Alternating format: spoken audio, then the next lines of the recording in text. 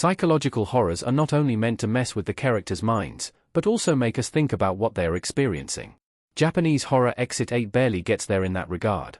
Based on the 2023 adventure game, The Exit 8, director Genki Kawamura, who co-wrote the script with Kentaro Hirase, puts an unnamed character, called only the Lost Man, Kozunori Ninomiya, in a hellishly repetitive cycle.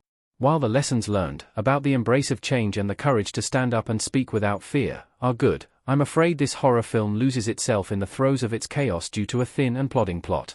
Before the Lost Man goes on this journey, which begins on a subway and leads to being stuck in a few curving hallways that should, if he follows the instructions, lead to Exit 8, we learn that his ex-girlfriend is pregnant.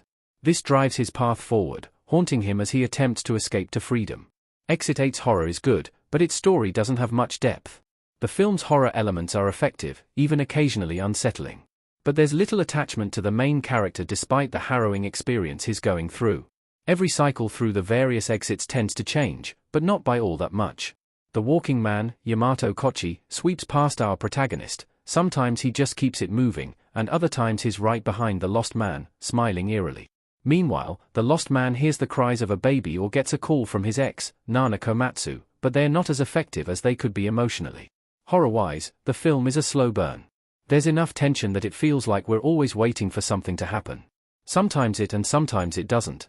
The pacing is such that you never really know what will crop up, and it keeps us attentive, but it's sluggish and repetitive enough for our investment to wane. The repetition is especially daunting. Desert Road, a movie about a woman who discovers she's stuck on one road and can't escape it, shares similarities to Exit 8. However, the former was able to keep things fresh despite the same location and repeated moments. The narrative briefly cuts to a couple of other characters, perhaps intended to take a break from the Lost Man's story, yet it doesn't offer much in the way of engagement beyond being a nice break from the cycle of exit signs and hallways. The horror's biggest issue is that its plot is barely there. It wants to explore themes of embracing change and responsibility, but we don't know the Lost Man enough before he's thrown into his distressing situation. Instead of giving his story room to breathe, the film is less concerned about his plot than it is about crafting the visual aesthetic of the horror. I wish I could say this was a great psychological horror, but it lacks the depth that would have given it the proper momentum and gravitas.